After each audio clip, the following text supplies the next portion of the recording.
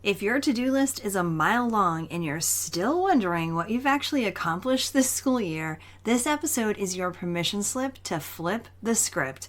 Instead of focusing on everything you have to do, we're actually going to celebrate what you've already done. Stick around because by the end of this episode, you'll not only feel better about your year, you'll walk away with a tool that can help you plan for next year too. Let's make a did list together.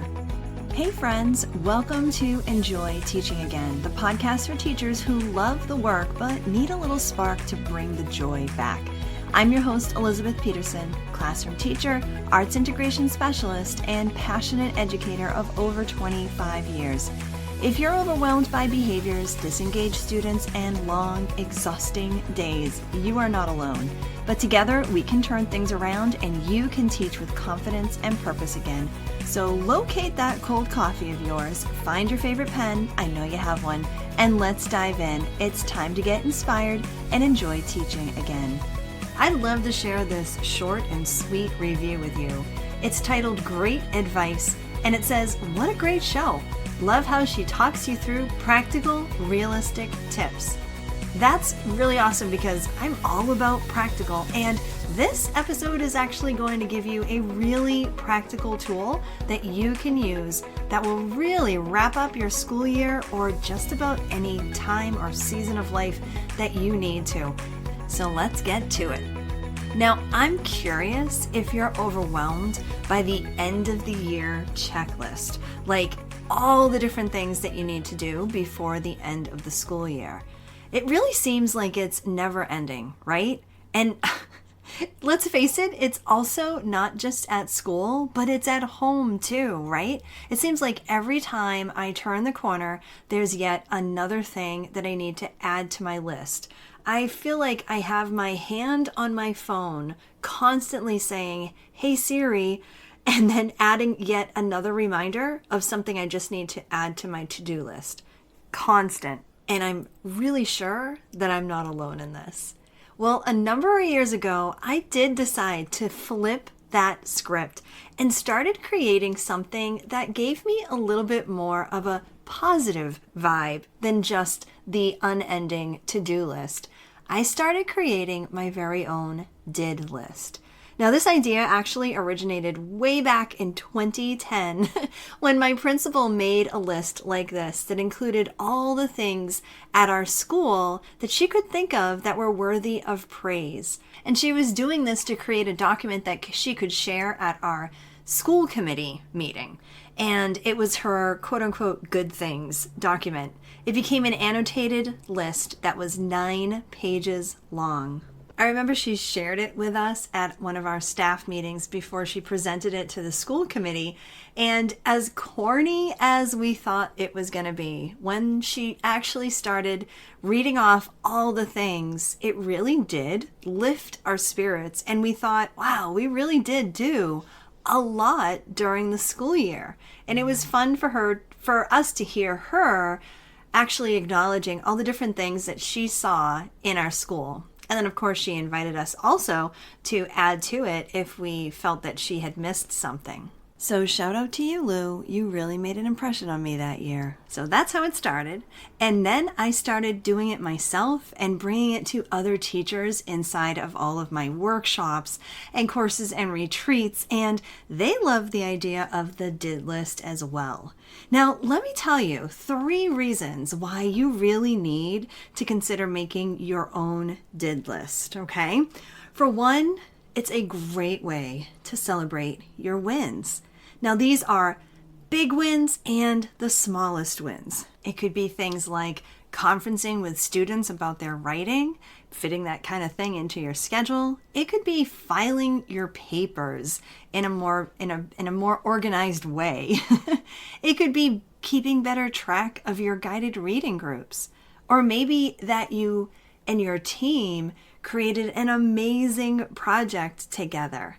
That's definitely one of the things that's going to be on my did list this year. A musician biography project that my team and I did for the entire 5th grade at our school. It was pretty amazing. That's one of my big did list items. But I also have some small items as well. For example, keeping all of my classes' materials organized and in baskets so that I can get to them whenever I need them. Even having sharpened pencils ready to go. Another reason to have a did list is so that you can reflect on your growth. Think about what worked. And, you'll naturally also think about what flopped. But you can also think about what would you want to do again? There's so many things that we do each year that are the same from year to year. But if you think about it, some of those same things you do a little bit better, right? And then there are some of those things that we always want to change up. And how did you embellish on something you've done in the past? For me, I actually really grew in my organization this year because I went from having to organize just for 26 or so kids to organizing for hundreds of kids in this new position that I had this school year. Another thing I really grew with this year, and this may sound silly, but you might get me on this one, is that I made it a habit to actually have lunch with my team every single Friday. And for me, that was a sense of growth. That's definitely on my did list because the last few years I had been eating at my desk, finishing up some work here and there. A third reason to really consider having your own did list is that it actually helps you set some meaningful goals for next year. Taking that time to actually reflect on what you've done, what you've accomplished, how you've grown, and essentially in the same process you're going to think about and reflect on things that didn't work so well. You're going to be able to plan for next year based on what worked and what didn't work this year. Now, I've mentioned a few times in the past that I am working on something behind the scenes. And what that is going to be some ways that you can actually reflect on where you've been as a teacher, where you've been with your classroom, and start to refresh and reset your classroom. This is going to be something that really helps to transform how you think about your classroom and the things that you have accomplished in the past and utilize those things that have been successful and grow from there. This classroom reset could be just the thing that you need as you look ahead to your next school year. So continue to be on the lookout and on the listen for more information about the classroom reset. Now, I want to invite you to create your own did list.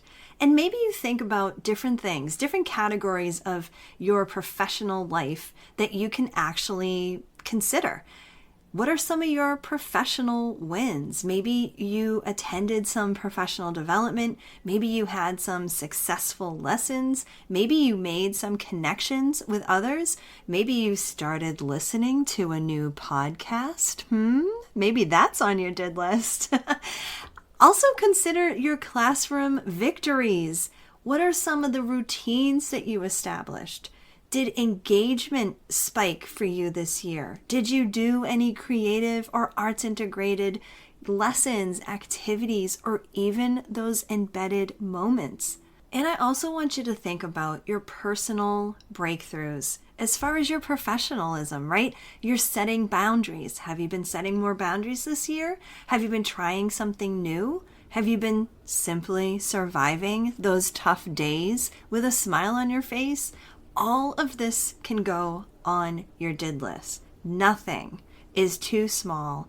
Nothing is too vague. Nothing is too seemingly unimportant. I mean, heck, your did list could include something like you survived indoor recess in February without losing it. I'm telling you, that absolutely counts. And once you've done your first did list for your school year, I want you to consider how you can apply this to other parts of your life. Are you finishing off a season where, something big happened? Make a did list. Are you sending one of your kids off to college? Sit down and make a did list of their childhood. Did you just finish an entire weekend of chores? Oh my gosh, make a did list. We all know how gratifying it can be to cross things off of your to-do list, but it's just as gratifying to list all the accomplishments and things that you've actually done. So really consider making your own did list. And when you do, I want you to go ahead into our Inspiring Teachers Facebook community and share with us. Head over to theinspiredclassroom.com/community. Now listen, after you've done your did list and you have all of your accomplishments and you're gearing up for a new school year, if you're ready to think about how to get that new school year off to the best start possible, reset things that were maybe a little bit off this year, student behaviors, maybe some classroom management things, maybe some student engagement was a little bit off. Well, listen, I'm working on something just for you. Now, to hear about it, I want you to join the waitlist to get early access and maybe a few bonuses as well. So get on the insider list. Go to theinspiredclassroom.com/insider. You'll be the first to know when this new thing comes out soon. I hope this episode inspired you, encouraged you, or gave you a fresh idea to try. And if so, I would love for you to take a screenshot and text it to one of your teaching buddies.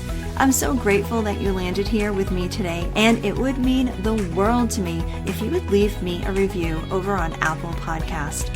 Thanks so much for being here, and I'll catch you on the next episode. This is Elizabeth Peterson reminding you to get inspired so you can be inspiring to your students and enjoy teaching again.